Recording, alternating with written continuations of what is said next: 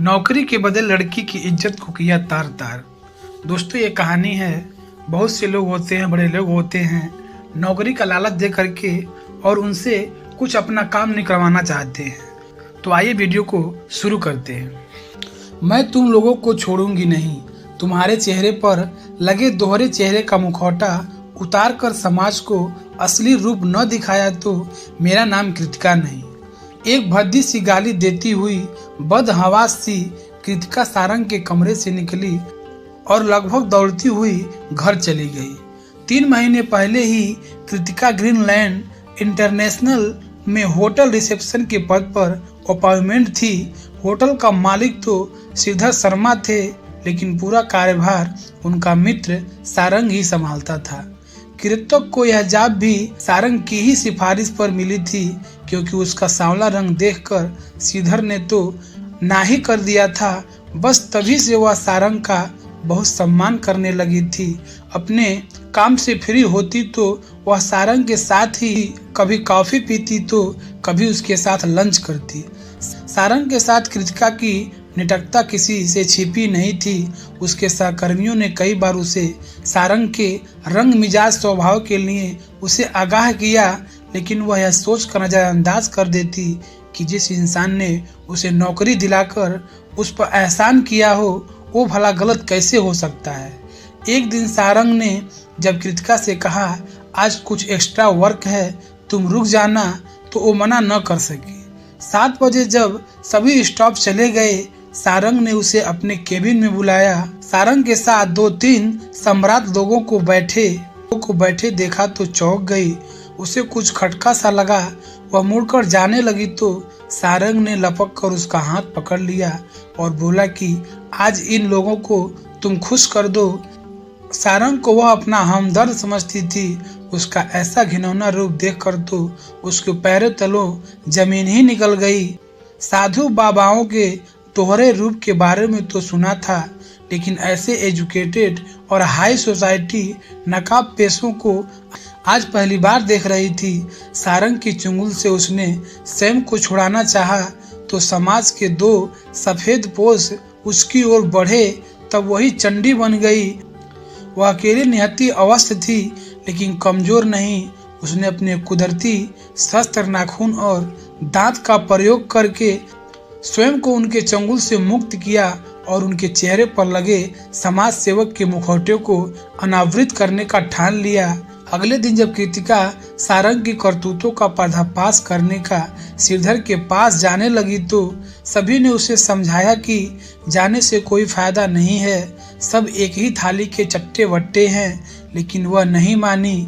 अंदर गई तो वहाँ का दृश्य कुछ और ही था। सारंग पहले ही कृतिका के खिलाफ श्रीधर के कान भर चुका था। श्रीधर ने उसे एहसान फरोश कहा और बोला कि काम नहीं करना तो रिजाइन दे दो। कृतिका के पास कोई चारा नहीं था। उसने नौकरी छोड़ दी, लेकिन सारंग को बेनकाम न करने का अफसोस उसे अभी भी था। एक दिन उसकी मुलाकात श्रेया से हुई, जो एक एनजीओ में काम करती थी और उसकी सहेली भी थी। उसने श्रेया को अपनी परेशानी बताई। श्रेया ने मुस्कुराते कहा, तू अपनी नौकरी छोड़ दे। क्या मतलब? फिर क्या करूंगी? कृतिका ने पूछा तो श्रेया बोली कि तू फिर से सारंग के होटल में रिसेप्शनिस्ट बन जा। लेकिन कैसे पूछने पर श्रेया ने उसके कान में कुछ कहा, जिसे सुनकर कृतिका मुस्कुराने लगी। कुछ दिन बाद कृतिका ने श्रीधर को एक माफीनामा मेल करके फिर से उस होटल को ज्वाइन कर लिया। इस बार उसका लुक देखकर सभी हैरत में पड़ गए। मिनी स्कर्ट, टॉप, ज्वेलरी और पैरों में पहने हाई व्हील वाली कृतिका को देखकर तो सारंग भी दंग रह गया। वह सारंग के पास रहने का कोई मौका हाथ से जाने नहीं देती थी। सारंग भी मछली जाल में फंसते देखते हुए खुश हो रहा था। फिर एक दिन जब सारंग ने उसे रुकने के लिए कहा तो वह तुरंत तैयार हो गई। डिनर के बाद जब सारंग के केबिन में गई तो 3 नए चेहरे देखकर वह जरा भी नहीं हिचकिचाई। मुस्कुराते हुए सबका स्वागत किया। बारी बारी से सभी उसे छूने का प्रयास कर रहे थे। वह भी मुस्कुरा रही थी और जैसे ही एक ने उसे अपनी ओर खींचने का प्रयास किया, तभी कैमरे में पहले से छिपे बैठे श्रेया और उसका एक सहयोगी तालियां बजाते बाहर निकल आए। श्रेया बोली, विधायक जी, कल आप अखबार के मुख्य पृष्ठ पर छप जाएंगे और मंत्री जी तो टेलीविजन पर अपना कुकृत्य करते हुए दिखाई देंगे।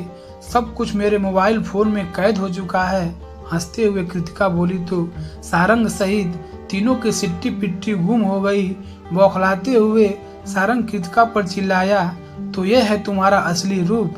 मुझे नाटक करते तुम्हें शर्म नहीं आती है? असली रूप, नाटक, शर्म, हाँ हाँ। हंसते हुए कृतिका बोली, तुम जैसों के चेहरे पर पड़े नकाब को उतारने और समाज को तुम्हारा असली रूप दिखाने के लिए तो मैंने यह मुखौटा लगाया था। मैं कोमल हूँ, कमजोर नहीं। यह कहकर श्रेया के साथ बाहर निकलने लगी तो श्रीधर आ गया। माफी मांगते हुए इस मामले को रफा दफा करने की मिन्नतें करने लगा, लेकिन उसने एक न सुनी।